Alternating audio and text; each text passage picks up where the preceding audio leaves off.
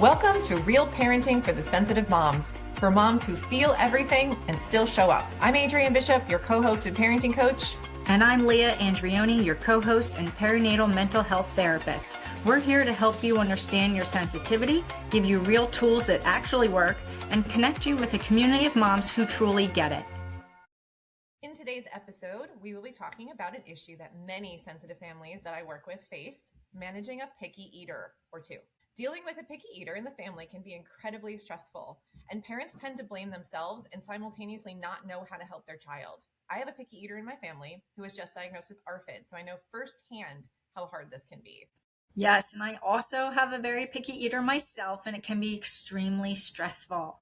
That's why we are so excited to welcome Jennifer Anderson of Kids Eat in Color to get some tools to help our picky eaters. Jennifer Anderson is the founder of Kids Eat in Color, a trusted, comprehensive resource for parents supporting their child's nutrition and relationship with food. She has a social media audience of over 2 million. She's the CEO of Better Bites, a platform of digital health programs that help families treat and prevent feeding and nutrition challenges. She is also a registered dietitian and has a Master of Science in Public Health from the Johns Hopkins School of Public Health. She is the author of Feed Them Well, a guide to raising healthy, confident eaters for life, forthcoming September 8th, 2026. She's been featured in national media, speaks at professional conferences, and has created accredited continuing education for healthcare professionals, meaning physicians, nurses, dietitians, and therapists who learn from her work. Jennifer is also a parent. Her first son's early growth struggles put her on the path of specializing in child feeding. When her second son began showing early signs of extreme picky eating, she knew what to do, and it worked. That experience has shaped everything about Kids Eat in Color and Better Bites. She lives in Maryland with her husband and 2 kids. Jennifer, it's so nice to meet with you and talk with you today. And I'm fangirling a little bit right now. I love your platform and your advice to parents and have used it myself with my kids. And so I'm super excited to talk to you about all things picky eating. So I'm just so happy to have you. And I know the parents we work with are going to immediately connect with all you're going to say. Thank you so much for having me. I'm so excited to be here. Yeah. So first of all, I'm curious, a lot of registered dietitians probably wouldn't be going to Instagram as their first thought and make a business about picky eating. So what inspired you to do that? Yeah, so when my son was 9 months old, I stood in the pediatrician's office and she said, "Oh, he's not gaining weight." And at that point, like the floor opened up. And I thought, oh my gosh, I failed my kid. I'm a registered dietitian. Doesn't he know that? Isn't he supposed to eat how I wish he would? Fast forward 3 years later, I am making these high calorie, cute little lunches to capture his attention at preschool. And I thought to myself, gosh, I cannot be the only parent having a hard time feeding my kids. At that point, my second son had already been, showing those signs of extreme picky eating, those early red flags. And so a friend of mine was like, "Hey, you're making those cute lunches. Why didn't you put them on Instagram?" And so I did, and I would add a caption. It's like, "Hey, this is why I'm doing what I'm doing, to help him eat a variety, to help him eat more food." And then it took off from there, and I learned, I'm not the only parent having a hard time. That is such a great story, and it makes so much sense because we were at that time posting pictures of food. That was the thing. Yeah. So it makes sense. Might as well post your beautiful creations that you have with the little flowers and Right. those little cookie cutters, but they're not cookie cutters. Yeah, some people are like, "Oh, that puts so much pressure on parents." And I'm like, look, you have a kid who's having a hard time. You're not doing this for fun, although it can be fun. You're doing this because this is a strategy to help your child's health. And gosh, if you don't want to do it, fine. You're willing to try anything. So Right. This is one of the things you can just try. So it was nice to have that as an option. Look, make the pineapple into a flower and put a cute little toothpick and see what they think. And if it doesn't work, you do something else. It's okay. Yeah, exactly. Yeah, I love that. So I guess we already talked about or even brought up some pressure in how parents are going to feel from maybe hearing, "Oh, your kid's not gaining weight," or, you need to do X, Y, and Z. So we're kind of wondering, what is one of the pieces of advice that you do give parents? Definitely stop pressuring kids to eat, knowing what to do instead. What does that actually look like on a Tuesday evening to take that pressure off the parents, but also off the kids to make eating a little bit more enjoyable? So it's tricky. It's one of these things where it's going to work for some kids and not going to work for other kids. So let's put aside our kids who have a lack of appetite and ARFID. let's put those kids to the side for a second. Let's talk about all the other kids, which is most kids. There is no easy way around this. If you're going to stop pressuring your kid, it's initially going to be very uncomfortable. Because you're going to sit there on a Tuesday at 5:30 and you're going to sit there and you're going to watch your kids say, I'm not going to eat. And you're going to say, hey, there's nothing comfortable about that. In that moment, especially when they're like, oh my gosh, they're going to be up. They're going to be up in the middle of the night. Okay, let's say they are up in the middle of the night. You're going to give them a cheese stick, unless that's a choking hazard, in which you're going to like give them some shredded cheese, assuming that's okay for them. So that's what you're going to do. Have a plan for that. They're not going to keep waking up in the middle of the night just so they don't have to eat dinner. Again, ARFID kids aside. So it is hard. Initially, they're going to be like, well, that's not what I want. You can say, okay, well, you can just sit with us. After you do it for a while, your kid is going to understand. They're going to be like, oh, she's not going to actually get me another dinner. Maybe I'll eat it. And also I find that often that I'm not going to eat dinner, where they're standing up, they got out of their high chair seatbelt, they're standing there. I'm not going to eat it. I want to, whatever else they want. And you say, well, you don't have to eat it. You just took all the wind out of their sails. Like, how are we going to fight here? We have nothing to fight because you just said I didn't have to eat it. You did say you have to sit here for a few minutes with us.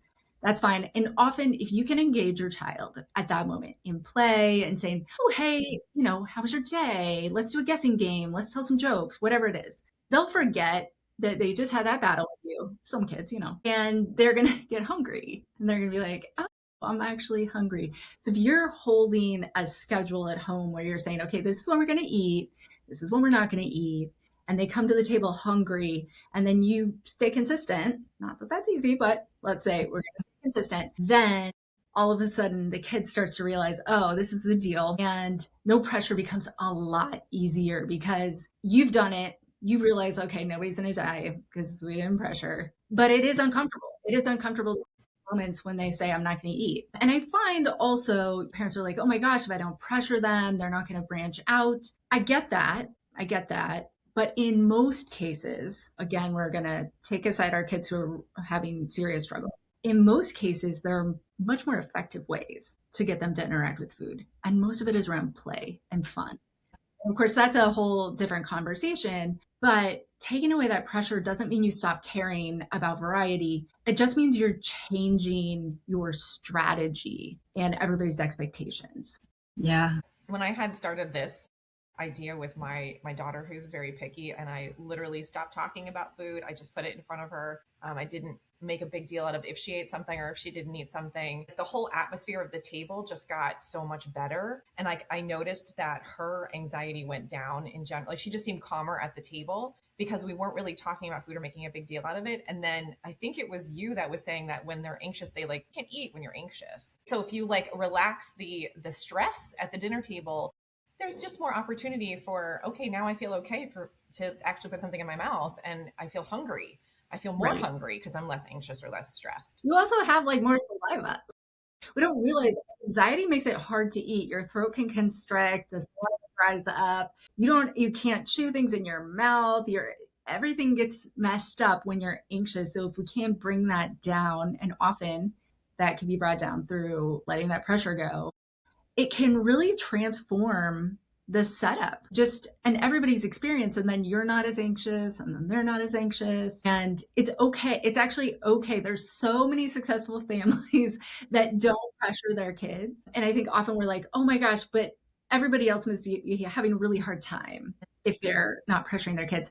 Actually, it's successful for a lot of families. Again, we're not going to say for every single person, but far and away, oh my gosh, I have seen thousands, millions of families succeed when they actually just take some of that pressure off. Yeah. And I was going to say, usually picky eaters are the ones we want to take pressure off of. I feel like if you have a non-picky eater, it's just a different story. You can kind of suggest, hey, how do you feel about taking a bite of the broccoli? No, and they can say yes or no, but it's a different, I have 2 regular eaters and 1 picky, and I can treat them very differently. So I think that's important to recognize that we're not talking across the board. This is how we should treat every single kid in our family. But in general, the taking off the pressure at the table in general does help every kid. So I think that's definitely a good plan. And I wanted to actually follow up with that just take one bite kind of idea, because I was saying, works for my non-picky eaters, but my picky eater it's a different story. So what's your take on just take one bite? Like, I think that's take a polite bite, right? Two things. One is I completely agree. It's actually going to be really helpful for some kids. If you've been doing it in your home, you're like, this is working for me. There's not major tantrums. People aren't melting down. There's not anger or yelling or all these things that can happen from the table. It is the one bite rule is like not causing problems. Great. Keep using it, because honestly, tasting food, the more we taste it, the easier it is to learn to like it. That's like the most effective tool at learning to like something is actually eating it repeatedly. So if it's working for you, fine. If you've got a picky eater and it's resulting in tears and meltdowns and drama, it's not working for you. Like that's your sign. It's actually not a strategy that's working for your child. You don't have to do it. You don't have to do one bite. Again, those picky eaters often succeed when there's a more fun approach, a more relaxed approach. And I think we also forget as parents just how powerful our modeling is. When you're sitting there and you're modeling and you're eating it, no, it's not going to fix your extreme picky eater. That will never be enough. But making them try a bite often backfires in that situation. So if you're using it, it's good, fine. What I really stay away from is calling it a one polite bite or a no thank you bite, because I think we really want to teach our kids that like you can say no thank you to something without trying it. That is something that you're going to be practicing day in, day out. And if you're constantly reinforcing this idea, in order to say thank you, no thank you, you have to try it. No, that's not what we want for our kids. We want them to be able to say, hey, that doesn't align with my lifestyle. That food I'm allergic to. That food gives me a stomach ache. That food will make me throw up. Whatever it is, right? I should be able to say no thank you without actually having tried it. And especially as they get older, as teenagers, you want them to be able to say no thank you to things without trying them. Right. Yes. Right. And people are like, oh my gosh, well, it's not like I'm saying you have to try smoking. Well, no, but if you've reinforced this idea every single day of their lives that they have to try something in order to say no thank you, the bridge is just not that far. So I think we can teach kids to say no thank you and still not try it. As a hostess, I don't care if a kid tries something or not. If they take one bite and don't eat anymore, like that does not suddenly make me feel better. I would much rather have them just say, no, thank you, I don't want any. And again, the polite bite. Why is one bite polite? Again, I didn't grow up with it. It makes no sense to me. And again, we should be able to politely say no, thank you, like modeling that polite no, thank you, teaching kids how to be picky in a way that is like socially acceptable, because they're going to go over to somebody's house and they're going to see something that they can't eat. What are they going to say? They need to know how to politely refuse something that they can't eat in a socially acceptable way. So yeah, polite bite's not, I just like to stick with the one bite rule. Just call it what it is. It's a one bite rule if your family has it. It's interesting that you say that, because my daughter just got diagnosed with ARFID. And one of the biggest things she was saying to me was like, now I know what to say to people when I don't want a food. And I was like, oh no, did she not know what to say before? That she doesn't just no thank you. But I think even saying no thank you sometimes, especially for older kids, it feels like a rudeness or a rejection. Yeah. So right. I love that we just need to reinforce that it's okay to say that. It's okay to just, a no is a no, right? Yeah, no explanation needed. Right. Yeah. I love that. Yeah. Yeah. What I'm hearing, Jennifer, I work with moms. So moms through pregnancy and beyond. And what is coming up for me is how many moms and parents are really trying to parent kids and feed kids based on their old beliefs and what they grew up. The clean plate club, the one bite, like all these different rules that, generations before have passed down. What I'm really hearing is that you're trying to change that and giving parents permission to say, you don't have to do that. You can sit there and have your child maybe not eat or not try, but here's, different, more playful kind of thinking out of the box ways to get them to eat, so we don't have to pass on those things that I know for most of the women that I work with, they don't want to pass that on, but they also don't know what else to put in the place of. So when I was looking through your Instagram, I really loved it. I was like, this is so clear. This is so concise. This is so fairly easy to implement. But that's what keeps coming up when we're talking about the one bite, clean plate, and things like that. And something that has always, I think I still probably struggle with too, is dessert, is saying you have to finish your plate and then you can have dessert. Do you have a different way of handling desserts and treats and things like that? Yeah. So I think first of all, I think there's a lot of options. I've had parents get like really, really, really worked up, like, oh my gosh, like I don't like what you suggested in this one post, but like it doesn't feel right and I don't want to mess up my kid. It's okay. It's okay. Like this is actually a much smaller risk thing than anybody thinks of. It makes great Instagram content. There are so many eating disorder dietitians out there who make this huge drama out of dessert and how you handle it and how you talk about it. Research does not support that. So everybody can like take a breath. You really aren't going to mess this up. If you're already thinking about it, you're already worrying about it, you're not going to mess it up. I promise you. That said, it can be a real pain, especially in our culture where there's desserts everywhere and all this stuff. The one thing that we sometimes don't think about when we're thinking about clean plate clubs and things like this and dessert is if you tell a kid, hey, you got to eat your broccoli to get your cookie, they hear cookies are better than broccoli. Yeah. Which is exactly the opposite of what most of us want, where, yeah, we want them to enjoy cookies, but also we want them to enjoy broccoli. We want them, ideally, we want them to theoretically eat more broccoli than we do cookies. So when we're kind of holding out the dessert as that reward for eating the broccoli, it can sometimes work against us. An easy way to kind of turn that around is to put a small child-sized portion of ice cream right there on their plate or next to their plate and just don't say anything.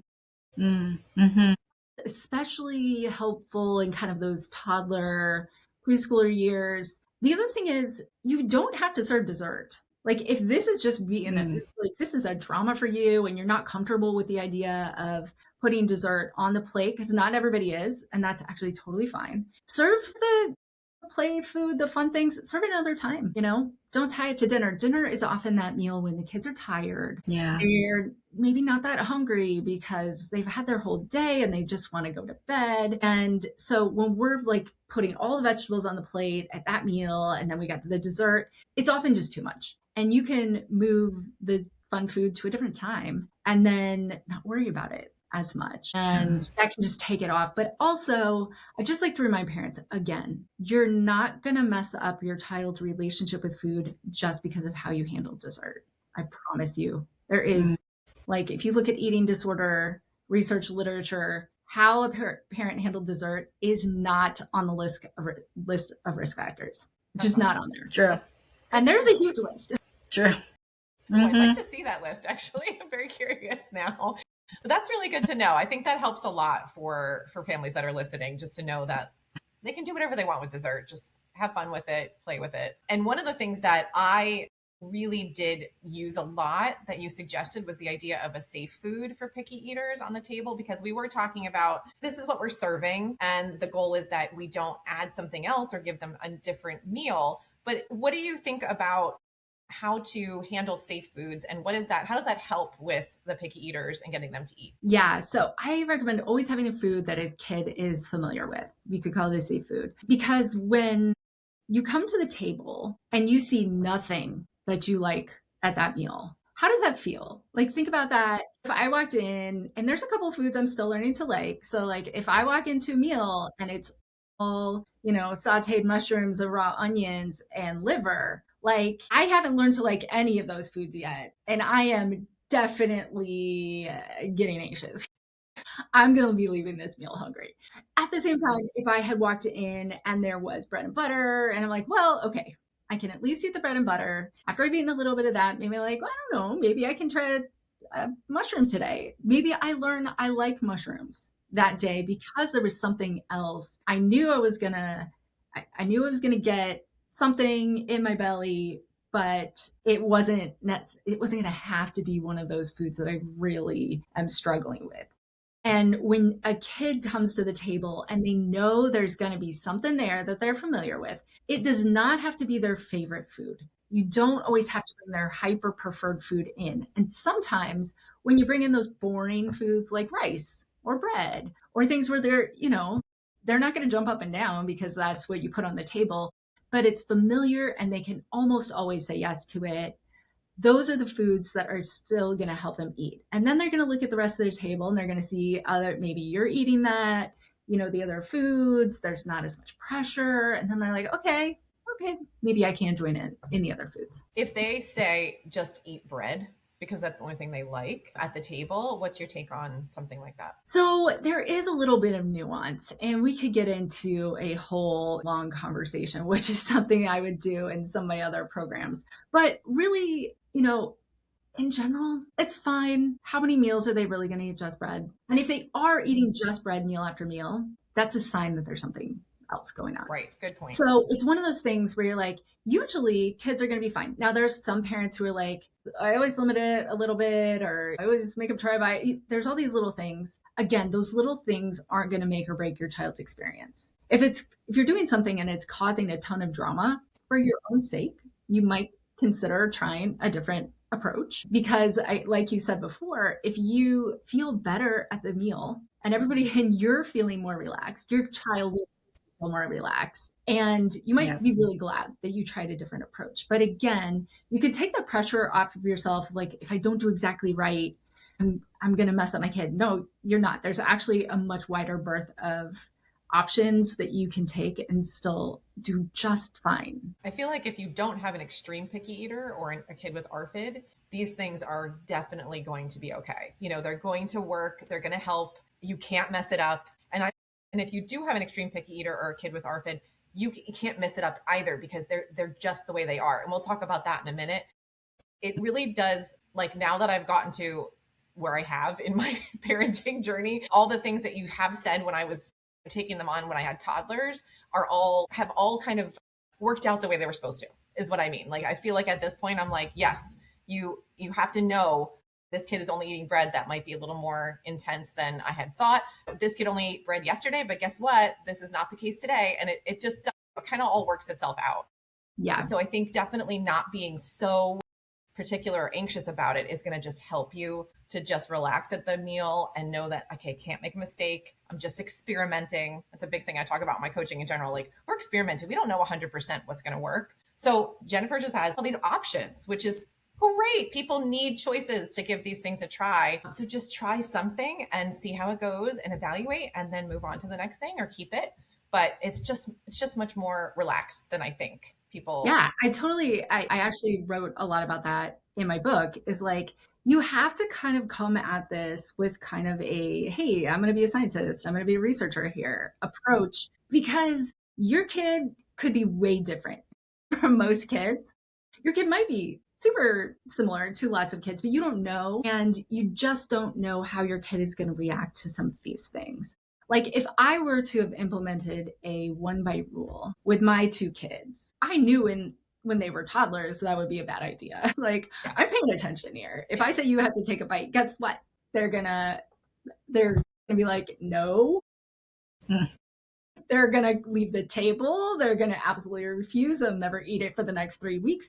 I mean, just personality-wise, that would have been an unhelpful rule for us. Instead, we took a different approach, and we were able to kind of move through so much of those situations. But I think you see Instagram posts or TikTok videos, like, whatever, these little things are like, do this and your kid is going to be like that. Look, nobody knows how your kid reacts to any parenting strategy. And so if you've got all these little bits of information from all these different posts everywhere, and you're like, oh, these are all the rules. They're not.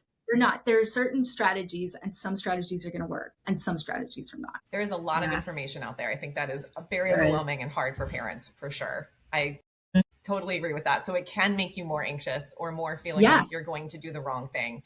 But just know that maybe the information out there is just options and ideas that you don't have to come up with. You can try. Absolutely. So I love that. Yeah, I really wanted to kind of talk about this before we get into specific ARFID, but how would you know, or a parent would know, if this is just a picky eating phase, or there could be more going on, I might need to get an evaluation or some help right now? Yeah. So this is my big beef with kind of the whole ARFID approach. And I know, we're going to talk about it, but we all still are talking about it right now. So like, when we think about extreme picky eating and ARFID, we didn't have a diagnosis for that until 2013. It's just not that old. So a lot of doctors weren't trained in it. No. And they haven't been either exposed to it or they haven't been exposed to continuing education about it. And I just have so much, it's so if you're a parent of a kid who's really struggled, you go into the pediatrician, they're like, well, let's wait and see. Let's wait and see until finally you're like, I don't want to wait and see anymore. I don't. And that makes sense because you are waiting and seeing it and you're seeing that it's not improving, but the healthcare provider may not have received education on that. So unfortunately, I think that is one area where as parents, it is a little bit on us to sometimes advocate for our kids. And in some cases, we may have, I don't know, it's just tricky. So anyway, I have a pet peeve about this. So I created a new tool with a group of OTs, psychologists, behavioral specialists. Oh my gosh, we had a huge team that put together the pediatric screener for ARFID and extreme picky eating. It's an amazing tool. I actually took the test for my daughter and it came out that she was an extreme picky eater in the test. So yeah, definitely a good tool. I loved it. So now I have this new one. So the PSA Eat is something that I just recommend because it's going to go through not just the indicators, something that would say, hey, kids with ARFID have this. It is also going to go over those risk factors because again, we have that wait and see issue where we're saying, I got a 2-year-old. My 2-year-old is falling off the growth chart and you're telling me to wait and see. Like, what does that mean? Do you think maybe there's a bigger issue? And they may not meet criteria for ARFID yet because they're 2 years old and nobody's diagnosing a 2-year-old with ARFID. I don't even know you can. Probably could, but like that's going to be tricky. Yeah. But we need to know, do they have those risk factors? Is ARFID on the table for us? And that's what this screener does that no other ARFID tools do, because those are just screening for ARFID. I'm like, that's not enough. It's not enough to just look at ARFID. We have to also, some kids have extreme picky eating, they don't have ARFID. So it's ignoring all those kids who are struggling. And it's also not able to be used for those early years for that, hey, my kid is 12 months old.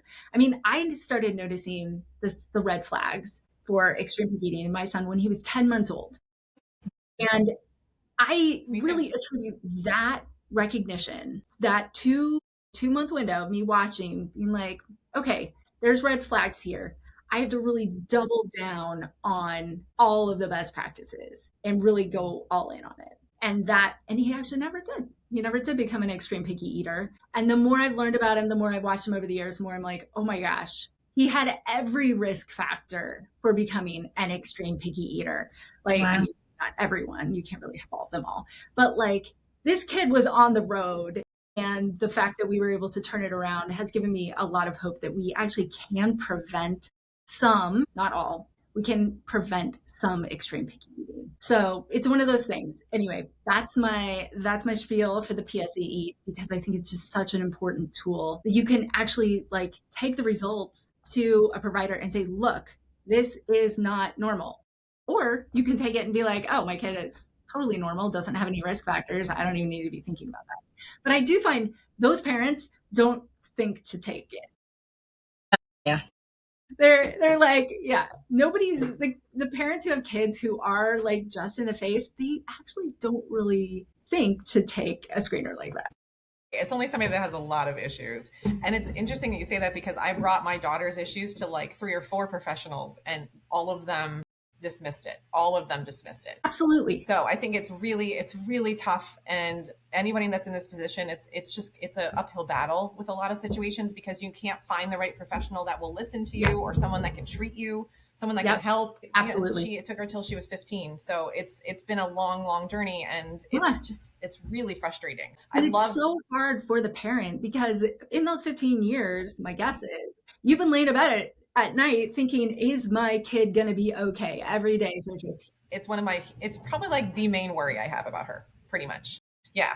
So I agree with that. It is really, really stressful. And so I know that you have a program that actually treats ARFID, or it's specifically for ARFID. I guess it says, I don't, so I'm curious. Can you tell us a little more about the Better Bites program? So again, I mean, this is like my, I cannot stand by and watch all the parents with kids who have ARFID and extreme picky eating being like, get the wait and see treatment, or their providers don't have access or don't have options, or they don't have options for providers. So I've really just finally said, I used to have a kind of a general picky eating program where it was actually based on ARFID treatment, but really kind of in general. And I was like, no, we need to actually have parents in this program who have a kid with ARFID so that we can give them an option, because there's so few options. So it's kind of like, there's a couple things that go into it. One is the PSA eat, so parents can finally know, like, am I dealing with a typical situation here, or is it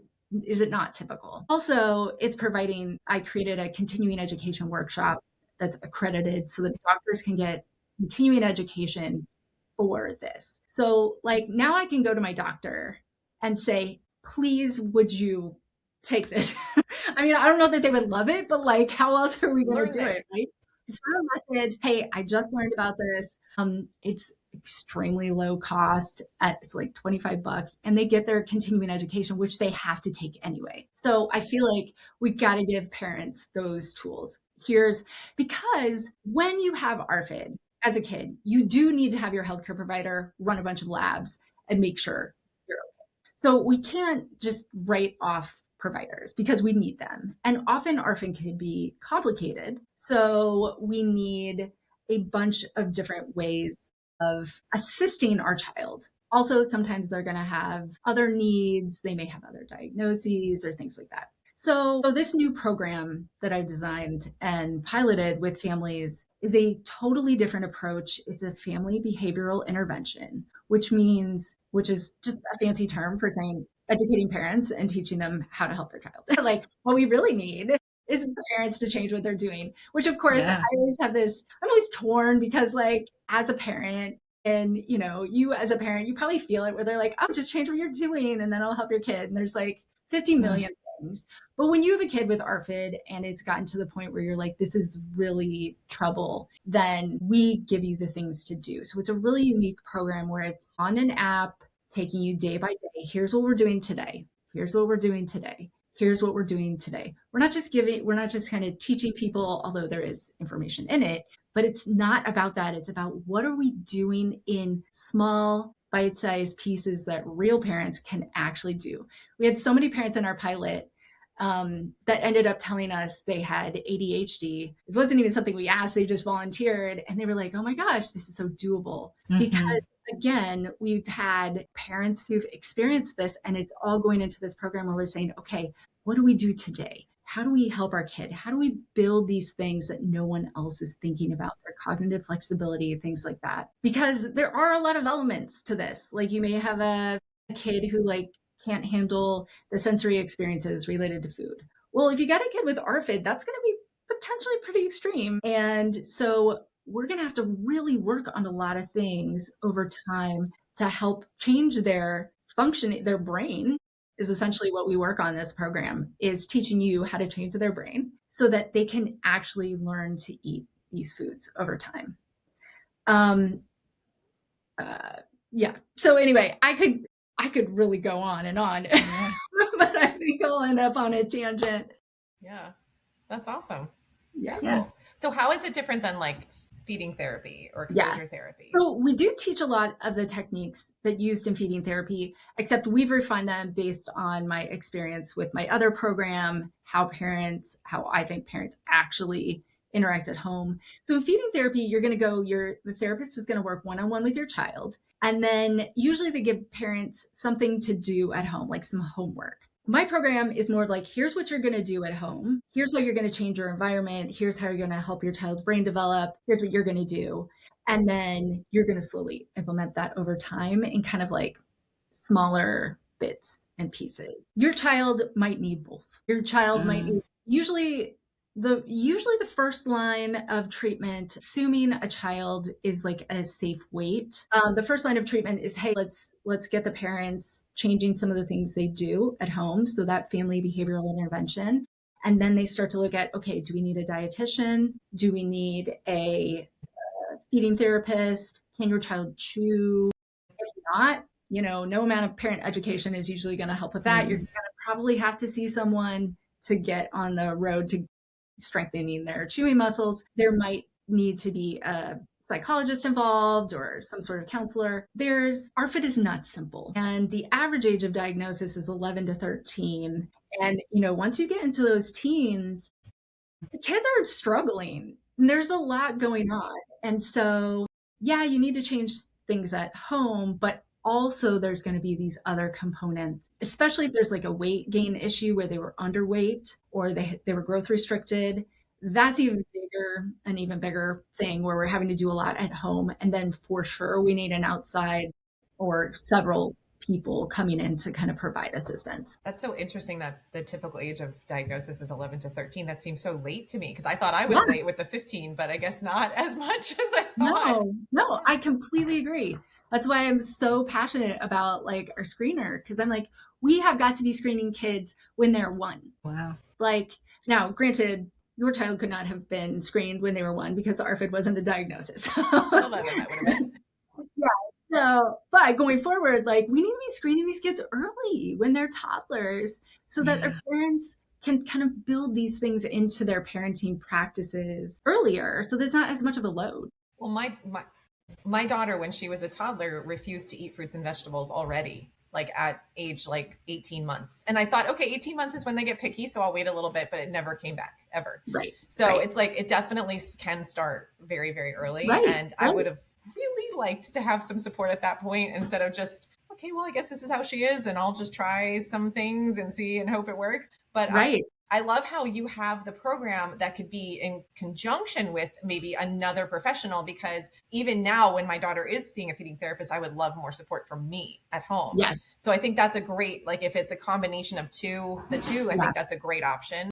And we have a lot of people kind of suggest it. Their kid might be in OT or something like that. And then they're like, but we really need support. And also sometimes we forget just how hard it is on parents. Like it's really, really hard, isolating, defeating. Sometimes we have a parent who kind of understands what's going on. And then the other parent is like, this isn't real. So they end up just, being in this situation where it's just really, really hard. And so being able to come back to like our community where we have other parents, it's like, oh, guess what? You're not alone. You're not the only parent experiencing this. Like, hey, you can come here and we'll believe you. That is really huge. That is huge. It is. You kind of feel like you're going crazy a little bit. Right. Yeah. And especially since, at least for the moms I talked with, dinner time specifically and food for your kids and for your family is such a very, very high stress situation anyway, even if they don't have picky eaters, let alone ARFID. Yeah. So just having it all compound on top of it, and then being able to go to your program and just being able to join other moms when they're all like, yep, I see you, I hear you, we went through the same thing. It's so important. Thank you so much for doing that. Yes. So on top of the programs that you have in the community, you also have written a book, like you mentioned before, and it comes out on September 8th. So that's very exciting. And I was watching a couple reels of yours that you said it took 3 years to write or something. Yeah, I did. So long. I mean, it was basically in process for about 4 years. And by the time it comes out, it will be in like 4.5 years. That's amazing. Good for you. Congratulations. It's a really big deal. That's amazing. So, what made you want to move to that medium to write a book? Yeah. You know what? Instagram, TikTok, those are great, amazing. I love being able to provide those little strategies for parents. But also, I feel like over time, things have gotten more complicated. People have shorter attention spans on social media. And I cannot provide the nuance that parents need in a social media post that's 15 seconds long. I just can't. And I feel like parents deserve more than that. Like if we're going to have a conversation about how to experiment like a parent and how to like explore what's going to be okay, how to put together the stuff with picky eating, but also their relationship with food and their relationship with their body. How do we put that together? Yes. These are really hard conversations if we're just putting together, little posts. Like, you can't really have those in-depth conversations with nuance in that medium. And so I was like, we got to write a book. That's really the only answer here, because then you have, and granted, I mean, the number of paring downs that this book went through to be as succinct as possible. I wrote this book like 8 times, but really, I think these conversations are bigger than a headline, and that's all that we're getting out there. And we're not getting anything that pulls it together. Like, we get really scared about food dye, but then we're like, wait, but then I just read something about fiber. Like, what's more important? What do I care about? Like, are sweet potatoes dangerous because I just read they have heavy metal in them? Like, we're hearing all this information and we don't have any way of putting it into something that makes sense for us. So our heads explode and we're anxious. I cannot stand by and watch that continue to happen. And so this book actually addresses that. And it's like, okay, here's how you make sense of it for yourself so that you're not always relying on somebody else to tell you the right way to do this. Because again, really we're just like trying to outsource our confidence into somebody else's confidence. And you need yourself to be confident in, because otherwise you're just going to be constantly anxious. Yeah. Yep. I also have a lot of it, my own experience, but with everybody, it's a lot of decision fatigue too. When you have so much information coming, it's like, well, how am I going to get my child to do X, Y, and Z? And when it comes to dinner, it's just like, I can't do it anymore, especially that time of day. Yeah. Right. We don't have the capacity, the mental, the physical, the emotional capacity. So being able to have programs, being able to read a book and have that support is really important, because we just don't want to make another decision. So being able to have somebody else give us those tips and those tricks and those strategies, I think it is definitely helps the women and parents be able to decrease some of that anxiety, that stress, when they know, I can go to this program. I read this chapter, so I'm going to do that. I don't have to decide about it. I'm just going to do it. I'm going to do it. I learned how to run an experiment. And I'm going to feel good about that. And I'm going to pat myself on the back, because that's an important part of parenting, is like, when you try something, pat yourself on the back then, not funny backstory behind my book. One of the editors was like, she changed around kind of my framework of trying decision making and trying things, and had the celebration at the end. And I was like, I don't know, your kid must be a great eater or something, but like, we need that pat on the back as soon as we try something. Amen. Not for our kid to see what happens. You get the pat on the back for doing it, not for the result. The result is just more information to try to do something else. But we absolutely deserve that pat on the back as soon as we try something. Well, it's also because we put dinner on the table. And it's also because we can't control what our kids do. We can only control what we do. So it doesn't make sense to rely on them to feel successful. You will never feel successful. No, it would never work. So, and it's funny because I was thinking about all the people that I work with. They're, all sensitive families. They're always on top of this stuff. They always are like, I want to try something new. I see this problem. I want to fix it. They're always looking for how to experiment, how to do it better, how to help their kids more. So I think they're just going to love, even more of this help from you. So I think that's really, really great to have a book and have it all in one place. I think it is. Honestly, I think it's what the world and myself, like, I started using the tools that I created. I was like, oh, this is what I need. So I made it. Now I'm using them. And I'm like, oh, this is so helpful. That's usually how it starts for most of us, right? That's great. Yeah. So it seems like you had some things surprise you when you did the research for this book. And there was something that a couple things you decided to change in regards to what you recommended that people do. Was there something specific that pops to your mind when you think about like what surprised you? Yeah. So I had initially written the first draft of the book, and I just kind of like drafted it. And then I was like, I'm going to go back, make sure I gather the most recent research and kind of, tweak the book and that sort of thing. And then I realized, based on some newer research, major things had shifted, and I pretty much rewrote the book after that. Wow. And the thing that really kind of shifted everything is when I realized, and came out largely in some of the newer research, is researchers hadn't really considered the fact that parents might change what they do based on their child. So I think in a lot of parenting literature, we read, oh, well, if you do this as a parent, your kid is going to do this as the child. And it's that parents have the last say in what happens with their child. That is not even the truth, right? No. And I think the parents listening to this podcast will laugh along with you, because they're like, okay, what do parents do half the time? They change what they do in relation to their child. So if you read, well, kids who, and it's all like observational research, so we don't really know what's happening here. You say, oh my gosh, kids who have ARFID were much more likely to have been pressured to finish their plate. Of course they were pressured to finish their plate because they were underweight, because they had ARFID. It doesn't mean the pressuring caused the ARFID. So there's a lot of that. And one section that I really rewrote in depth and just completely, I don't know, say completely changed is kind of, it's a little strong, but was the part on restriction, where we're talking about desserts and we're talking about these sorts of things, where I had really thought that the research was like, hey, this is really, really significant. And the research is like, no, it's not. Yeah. Wow. Okay.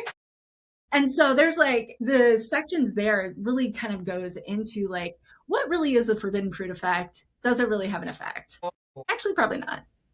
It actually probably doesn't. So some things like that. I think that was the section that really had the most mind-bending shifts for me. But of course, like I ended up having to hire research assistants. So a bunch of women with PhDs and myself, we read thousands of papers, went through thousands of citations. And in some of these areas, especially in relation to like the restriction and that sort of thing, went like all out. And by restriction, just to clarify, you mean like when parents restrict certain food groups or certain foods? Certain food groups, certain foods, like, Sugar. people like, oh my gosh, what if I only say they can have 2 cookies? What if I say they can have as many cookies as they want? Can I put these limits? Can I have boundaries?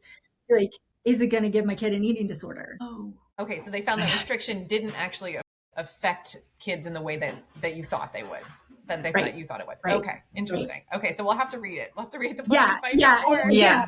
Again, it can't be put in an Instagram post, or like it would require 2 full podcast episodes to go into it all. But that's why it needed to be a book. Yes.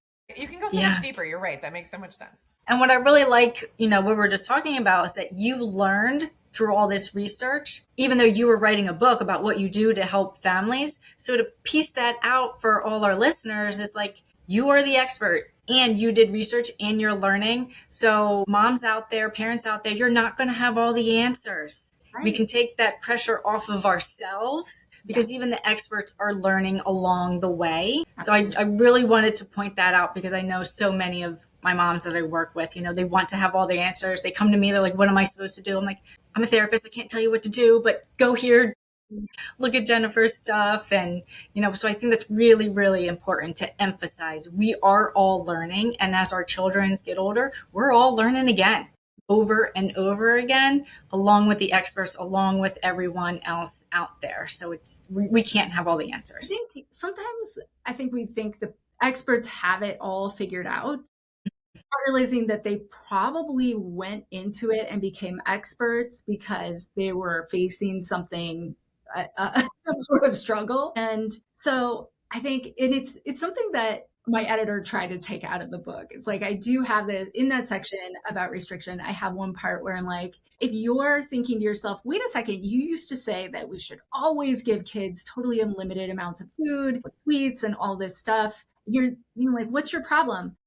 That is, I feel like, the crux of feeding kids is you have to be able to go in and be open to new information, open to the observations of your child and your family circumstance, and be willing to change. Because if we get stuck, then really we're the ones who get stressed out. I mean, we're the losers, the people who are really losing this ground. Your kids are probably going to be fine. If they have a problem, honestly, it wasn't your fault. I mean, you probably gave them the genes, so ultimately it's all your fault. But like, besides that, a lot of these things, like some forms of ARFID, you literally cannot prevent. They were, or it was something happened that was totally outside of your control. So a lot of these things are just going to happen. And if we're, holding on to this idea of like, hey, this is the best, and I'm measuring myself against this best practice, we got to get rid of that idea of best practice. I mean, they make great public health recommendations, but when it gets down to like your family, nobody knows what's going to happen to your child if you do. Yes. That's right. That's really helpful. I just love hearing that from you because it just takes the pressure off again. We need some forgiveness as parents, I think. Sometimes for sure. We're unshaming. That's our goal in this podcast, unshaming. Yes. So oh my gosh, that's where we're going. And people that are here listening, they clearly want to help and they love their kids. So that's amazing. So just to wrap it up, if you could say one thing to a pediatrician and all the pediatricians in the country about picky eating and ARFID, like what would that be? It is so hard for me to pick one thing in any context, but especially this one. If I had to have one, it would be get a screener that looks at risk factors and ARFID and use it early. And then, but also I guess the other part is just get educated about ARFID so that you know. And if you're a parent, you do have a direct line to your child's healthcare provider, and you can, as politely and respectfully as you can, you can offer this and say, hey, I just learned about this resource. I think it would be really helpful for my child. Can you look at my results? Or I think it would be really helpful, might be interesting for you to get some credit and learn more about ARFID. It came to mind because my child has ARFID. Any way that we can kind of share resources with our healthcare providers about ARFID, the better, because there just aren't that many resources out there. And if it's on your mind and you're thinking, oh my gosh, I care so much about this, there's going to be 5 other parents who don't know about it yet, who would love for their healthcare provider to know about this. And so if you have the passion to share, you're also going to be helping so many other parents. I think I'm going to go tell my pediatrician when I go next time. That's a great idea. I want to put together, I feel like a little letter for parents, like copy paste. Yes. Just something that's really nice, but it's also just like, hey, like, do you know about these? We got to advocate for ourselves, whether it's for a kid who's got something that like is problematic, but is being ignored, or ourselves, So just to wrap up, also, we would love to let our listeners know where they can find you on Instagram and, just any info about the book or resources that you want to share. Sure. So you can find me at Kids Eat in Color on Instagram, TikTok, Facebook. And the book is Feed Them Well, and it's coming September 8th, but you can order it now, which of course I would appreciate. And the PSA Eat, the Better Bites program, those are all available at kidseatincolor.com. And you should be able to find it all there. Yeah, and we'll also include it in the podcast notes, but just in case people are in the car and they're just listening, they could go to Kids Eat in Color, and website, Instagram, TikTok, all the same word, all the same title. So it should be easy to find. So thank you so much. This is like one of my favorite conversations. I just enjoyed it so much. Just getting all of your wisdom and knowledge is just amazing. So we really appreciate you being on. Yeah. Thank you so much for having me. This is a great conversation. Thank you so much. All right, Jennifer. Thank you.